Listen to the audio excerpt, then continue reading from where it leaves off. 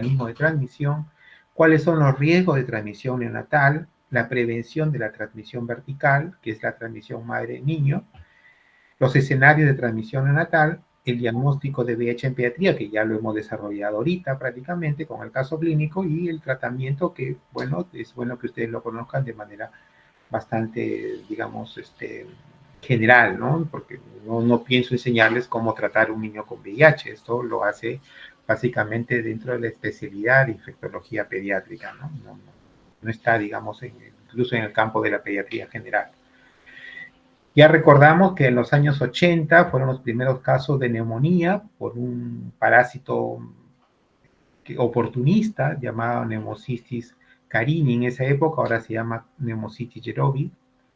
En el año 82 ya se usa el término SIDA, para el 83 ya se sabe que es causado por el virus de inmunodeficiencia humana, y pasaron 4 años, en el año 87, que se autoriza el primer medicamento antirretroviral, que es la acidobudina, y fue una gran esperanza, ¿no? Aparentemente con esto se eliminaba el VIH, se curaba el VIH, pero pronto fue la decepción porque este virus pues necesitaba un tratamiento triple, ¿no? Un targa que se llama, para poder controlar la enfermedad, más no para erradicar totalmente al virus, ¿no? Entonces, a partir del 96 es que ya se implica el término targa, que es tratamiento antirretroviral de gran actividad, utilizando por lo menos 3 drogas que trabajen en puntos diferentes, ¿no? Dentro de los grupos de drogas lo vamos a ver mejor con el siguiente gráfico.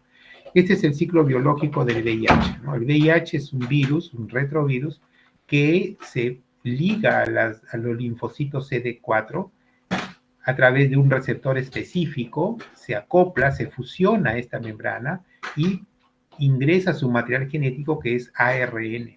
Este ARN se convierte en ADN gracias a una enzima que tiene, que se llama transcriptasa reversa.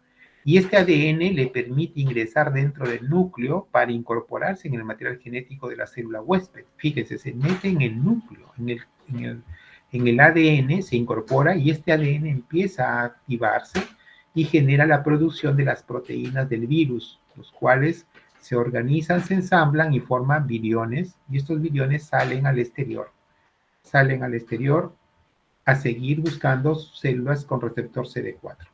¿De acuerdo? Entonces, este es el ciclo biológico del VIH. Entonces, justamente viendo cuál es su ciclo biológico es que se han hecho los medicamentos. Por ejemplo, sabemos ahora actualmente existen medicamentos que inhiben la fusión de membrana, es decir, que evitan que el virus se una al linfocito CD4. Ya son los inhibidores de fusión. También tenemos inhibidores de la transcriptasa reversa, y de hecho esos fueron los primeros medicamentos, los inhibidores de la transcriptasa reversa, los nucleócidos y los no nucleócidos, ¿no?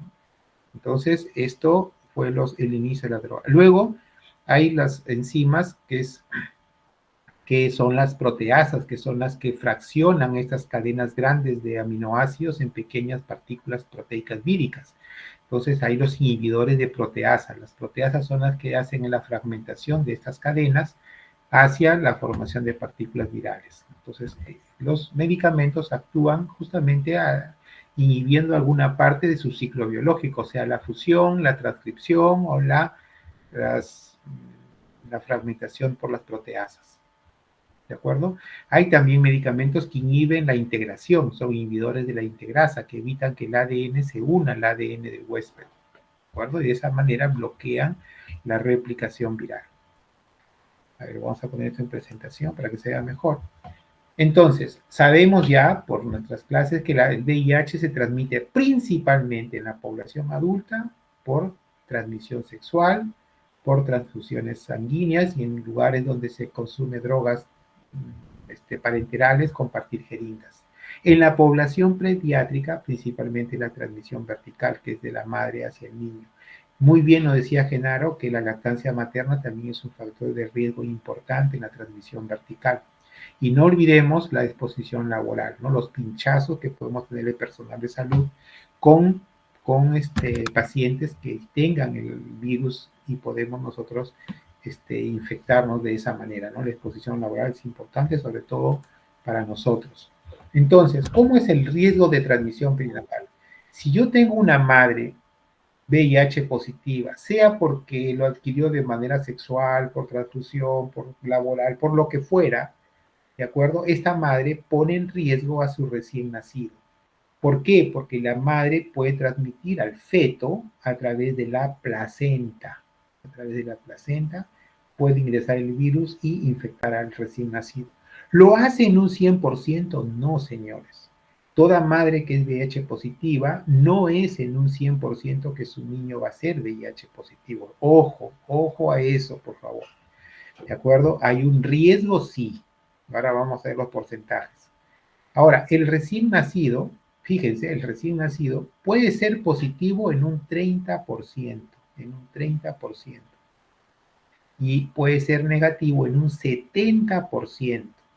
Es decir, una mamá positiva, porque el papá es positivo o lo que fuera, entonces va a transmitir a su recién nacido. Si no se hace ninguna medida preventiva, no hacemos nada de prevención, dejamos el curso natural de la enfermedad y del embarazo, 30% de los niños que nacen de madre VIH positiva tienen VIH positivo y un 70% no lo tienen. Pero si estos niños reciben lactancia materna, la lactancia materna aumenta el riesgo del 30% en un 14%. ¿De acuerdo? Entonces, el 14% adicional lo da si es que recibe lactancia materna. Entonces, en un niño que nace de una mamá con VIH positivo, que además recibe lactancia materna, tendría un riesgo total de un 44%, digamos casi un 50%.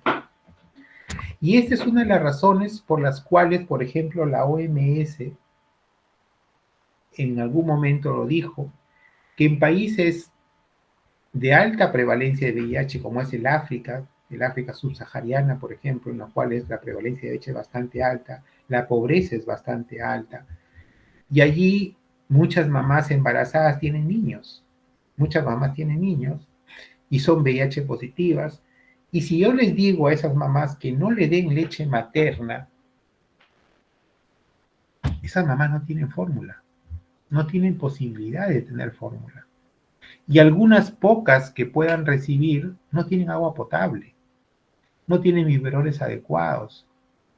Entonces, la mortalidad de esos niños que no reciben leche materna, que reciben fórmula de manera inadecuada, en condiciones insalubres, la mortalidad llega a más del 80%. Entonces, a esos niños, justamente, pues la OMS dice, bueno, dale leche materna. Total, puede ser que esté en el 56% que no tiene VIH y ese niño va a crecer y va a desarrollarse, tiene una oportunidad de vida. A que le diga no le des VIH y más del 80% mueran por diarreas, por desnutrición. ¿De acuerdo? Solo así puede entenderse las medidas de salud pública que toman los organismos mundiales. ¿De acuerdo? Entonces, las vías de transmisión en el paciente pediátrico en los niños es diferente que en los adultos. Fíjense, la transmisión madre-niño llega a ser el 97% de los casos de VIH pediátrico.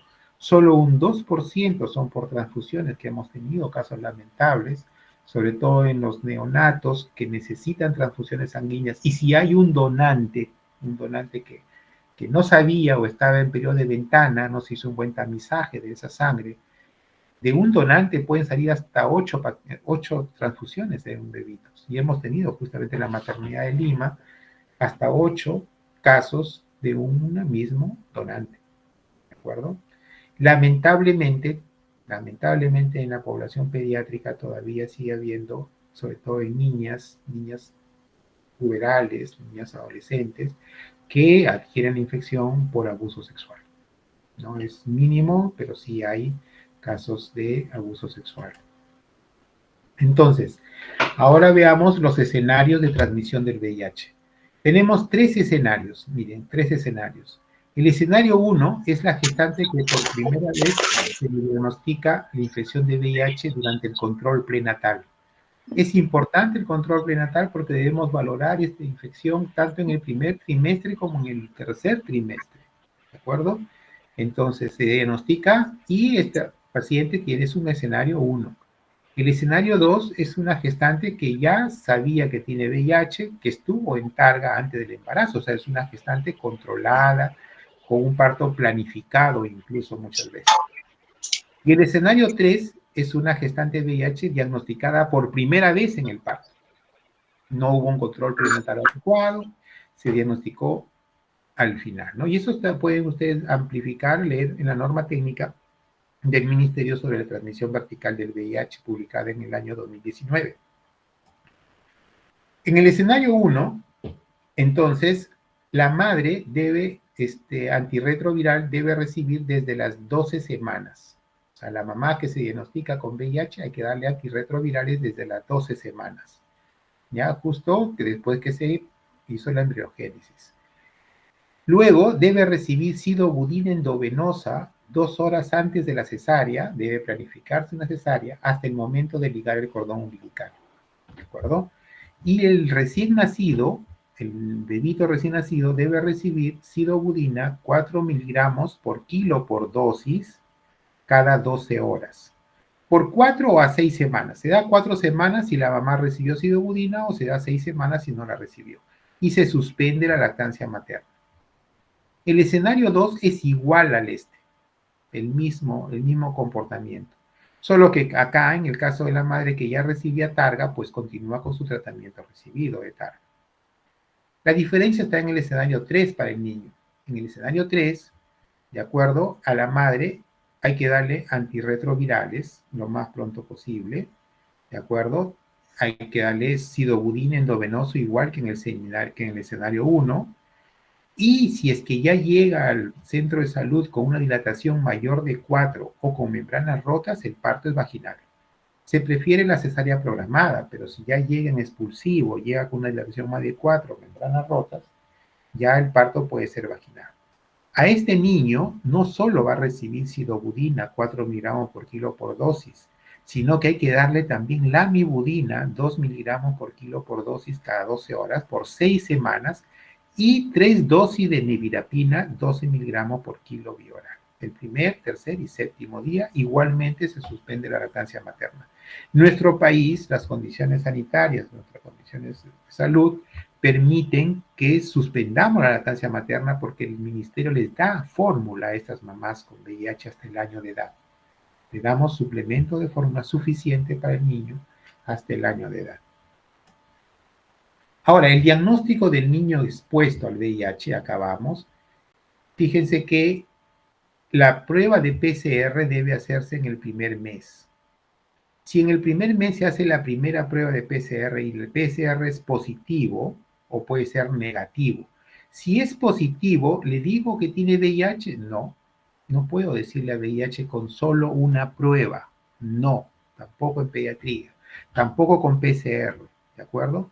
Se tiene que pedir una segunda prueba al mes, máximo a los 3 meses, una prueba de PCR. Si esa prueba de PCR es positiva, ya con 2 positivas, digo que el niño tiene VIH.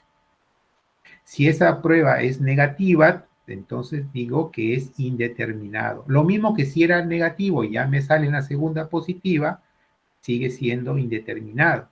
Y si la segunda me sale negativa y la primera fue negativa, entonces es un VIH negativo, no tiene VIH. Este niño indeterminado tiene que ir a una tercera prueba PCR que si sale positiva se confirma y si sale negativo se dice que no tiene VIH. ¿De acuerdo? Entonces, esa es la secuencia de exámenes o la cantidad de exámenes que necesitamos para diagnosticar. Y con eso podemos estar claros. Entonces, claramente podemos categorizar el riesgo en bajo riesgo de transmisión materno-infantil. Es bajo riesgo cuando las madres reciben Targa durante la gestación, tienen su presión virológica sostenida dentro del parto. En el recién nacido hay que darle sidobudina por 4 semanas, si la madre recibió sidobudina, ¿de acuerdo? Y 6 semanas si es que no lo recibió. Y no hay riesgo intermedio, de frente se va a un riesgo alto. El riesgo alto es las madres que no reciben Targa antes o durante el parto, ¿de acuerdo? Gestantes que reciben Targa antes y durante el parto, pero que tienen una carga viral detectable y particularmente si el parto fue vaginal. El parto vaginal da mayor riesgo para el recién nacido. Y las gestantes con infección aguda por VIH durante el embarazo o la lactancia tienen mayor riesgo, porque la infección aguda, las cargas virales es altísima. Entonces, la profilaxis del recién nacido aquí es darle sidobudina más lamivudina por 6 semanas y nevirapina en 3 dosis, al nacer, al tercer día y al séptimo día.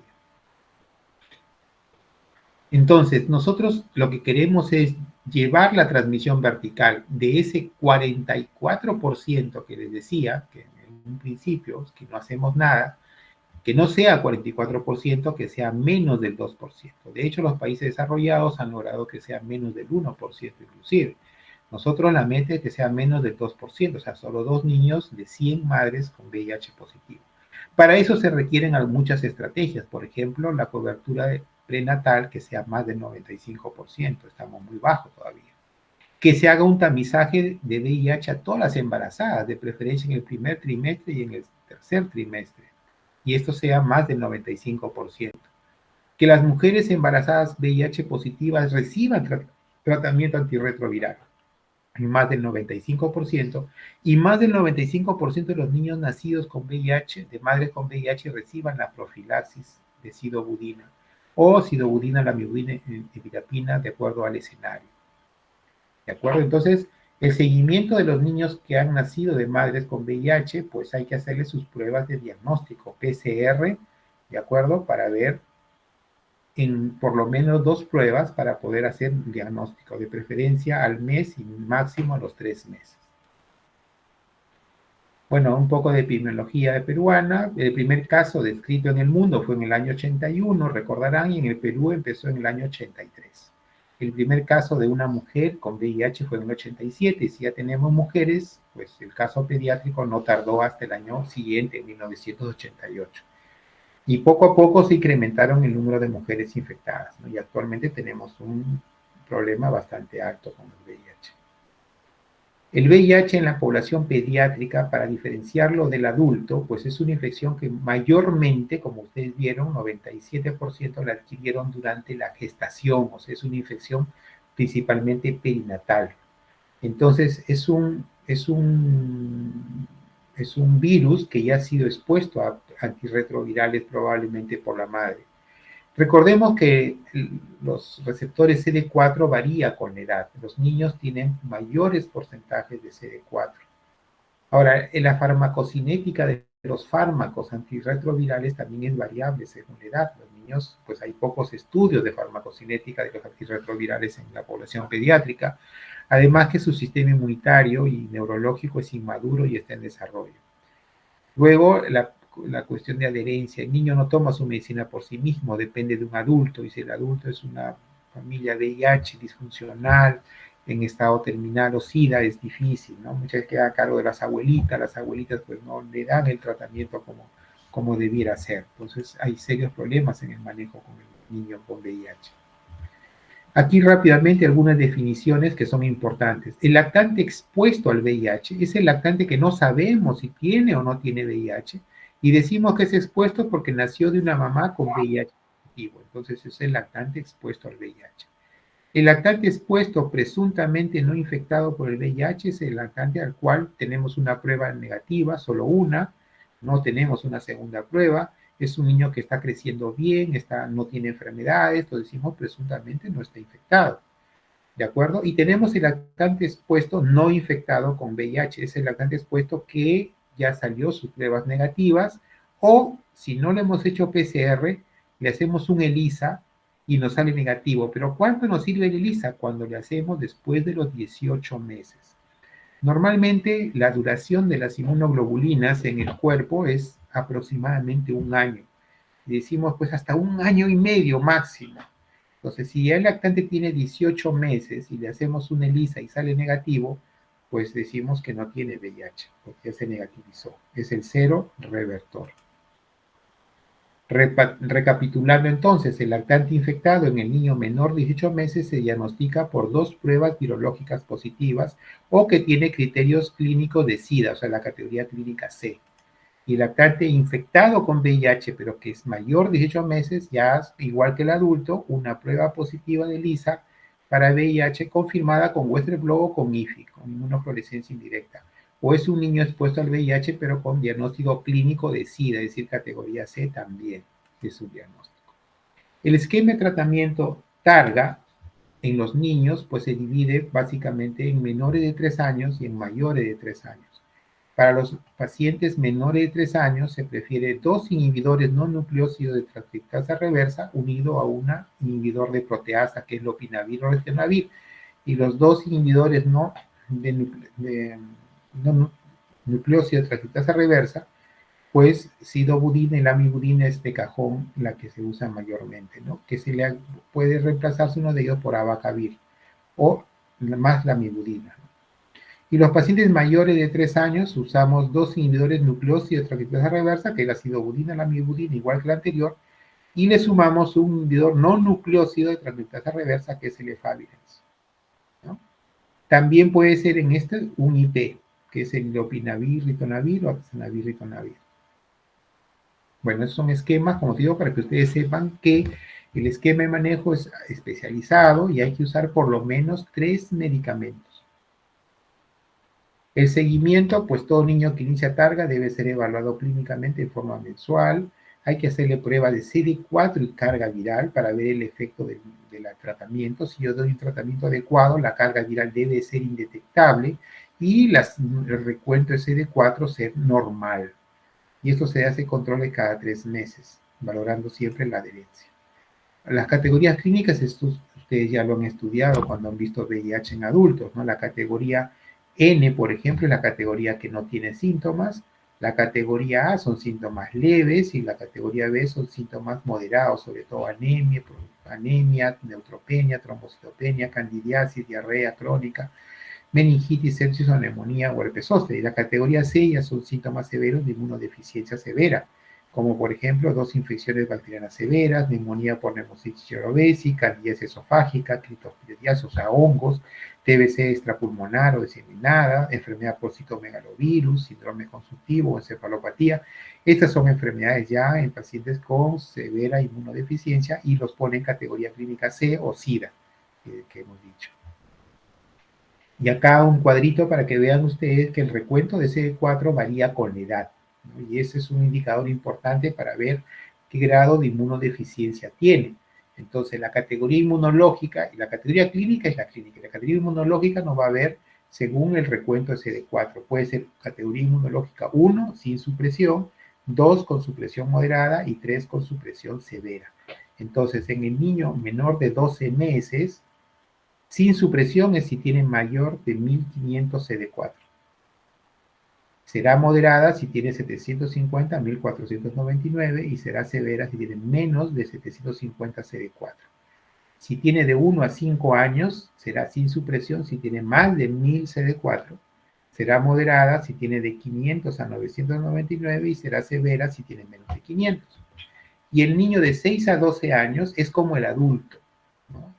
Sin supresión, CD4 más de 500, supresión moderada de 200 a 499 y menos de 200 si es supresión severa. Fíjense que si yo, el niño de 6 a 12 años, su recuento de CD4 es de 750, estaría en estadio 1, pero si es de menos de 2 meses, estaría con supresión severa, ¿no es cierto? Entonces, la edad es importante para el recuento de CD4. Entonces, así podemos clasificar a nuestro paciente con una categoría clínica en N, A, B y C, y categoría inmunológica 1, 2 y 3. Entonces, tendríamos categoría clínica N1, N2, A1 o B2, C3, dependiendo si es categoría clínica A, B o C, o inmunológica 1, 2 o 3. Bien, chicos. Gracias. No sé si me queda tiempo, me quedan creo que 3 minutos.